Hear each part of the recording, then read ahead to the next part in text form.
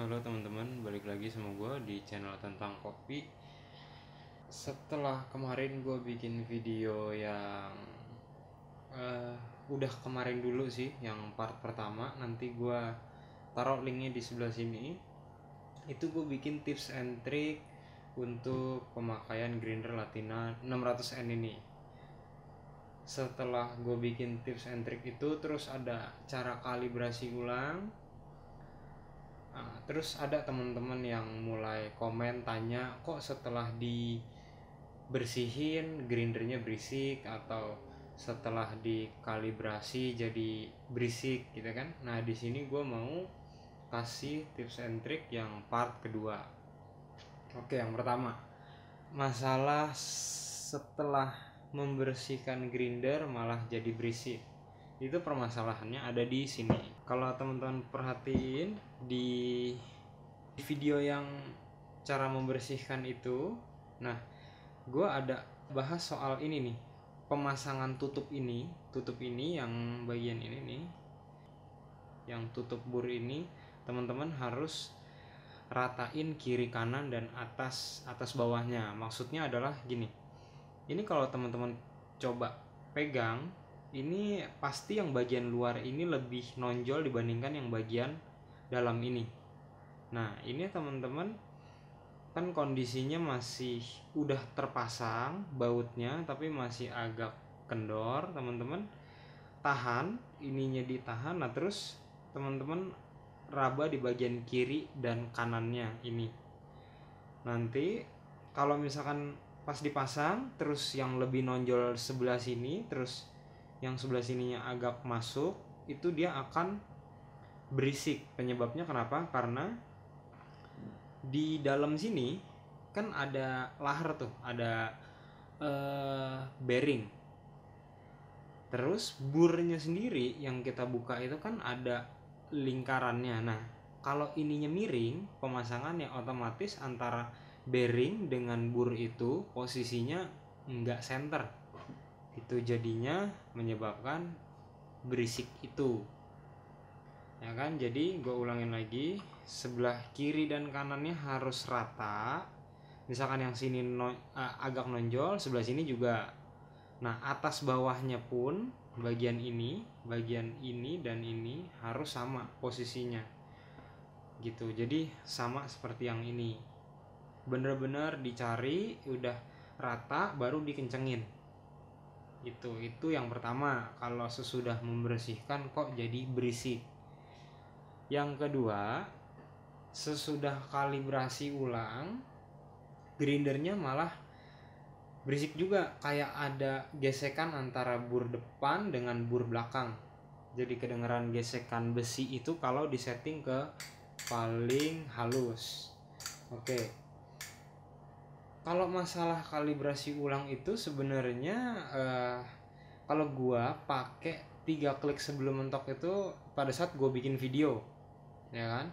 Sebelumnya itu gua pakainya kalau nggak salah 5 atau 6 klik gitu kan.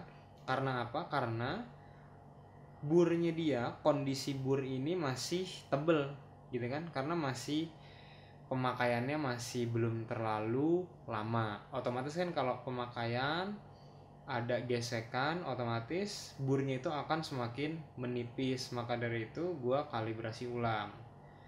Nah kalau kalibrasi ulang itu sebenarnya tergantung dari kebutuhan teman-teman. Kalau boleh dibilang grinder ini kan peruntukannya lebih ke manual brew, jadi dia nggak terlalu butuh settingan yang bener-bener halus, apalagi sampai settingan untuk turkis itu kan bener-bener halus kayak bedak. Nah itu sebenarnya sih bisa, tapi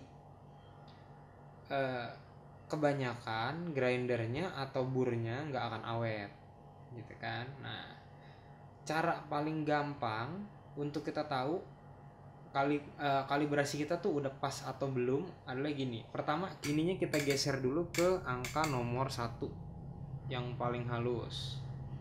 Setelah itu udah digeser ke angka paling halus, kita lepas. Nah terus ini di bagian sini, ini coba gue zoom dulu. Nah di bagian ini Setelah dipindahin ke nomor 1, teman-teman coba tekan ke belakang. Masih ada space nggak? Nih, kalau misalkan di sini kan tuh kedengeran ya, gerak ya. Jadi yang bagian ini ditekan ke belakang gitu ya. Tuh. Ini kan masih ada space.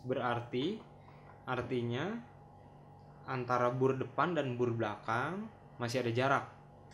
Nah, kalau untuk kalibrasi ulangnya kita setel ke nomor 1, terus ininya kita coba tekan ke belakang. Nah, ini punya gue masih ada jarak, tapi nggak kedengeran memang tuh. Masih berasa lah sekitar setengah mili mungkin ya. Gitu. Ini masih ada jarak. Nah, itu sebenarnya kalibrasi ulangnya mau 3 klik sebelum mentok, 4 klik sebelum mentok, 5 klik sebelum mentok, itu balik lagi ke kondisi burnya sendiri. Kalau burnya masih bagus, otomatis dia kalibrasi ulangnya nggak perlu sampai 3 klik atau 2 gitu ya. Biasanya masih ada di 7 atau di 6 gitu. Terus tips yang berikutnya, kalau misalkan udah dikalibrasi ulang, terus setiap giling ke paling halus itu putus-putus mulu si kringnya nih, yang sebelah sini si kring ini putus-putus terus. Nah, itu coba dicek ulang pasangnya bener atau enggak, itu yang pertama. Yang kedua, biasanya kalau giling biji kopi yang tingkat sangrainya itu gelap, biasanya dia kan ada minyak-minyak tuh.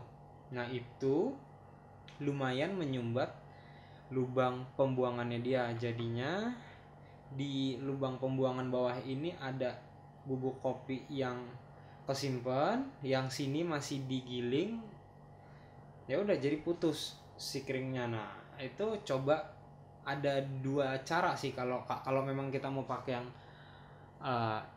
dark roast gitu ya. Yang pertama ya kita kalibrasi ulangnya, kita kasarin lagi 1 atau 2 step ya. Atau yang kedua ya kita gilingnya jangan sampai sehalus itu gitu, karena balik lagi grinder ini bukan untuk pemakaian yang kelas-kelas berat kayak mesin espresso. Ya kalau masih Rockpresso, Nomad itu masih bisa lah dia ini. Tapi kalau udah mesin-mesin yang berat bisa, tapi kasihan.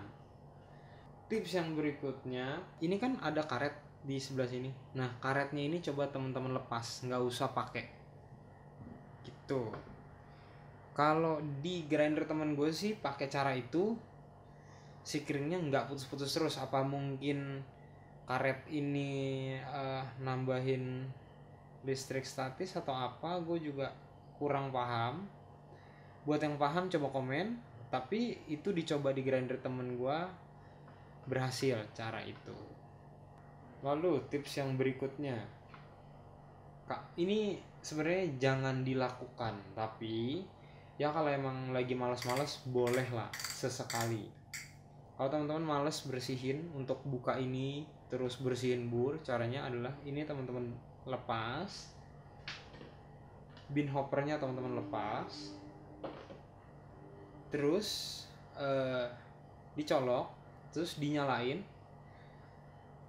sambil nyalain ditiup, ininya ditutup gini, terus teman-teman tiup. Jadi nanti sisa-sisa yang ada di dalam sini biasanya suka masih ada bubuk tuh, bubuk kopi. Nah, itu biasanya langsung keluar sisa-sisanya gitu.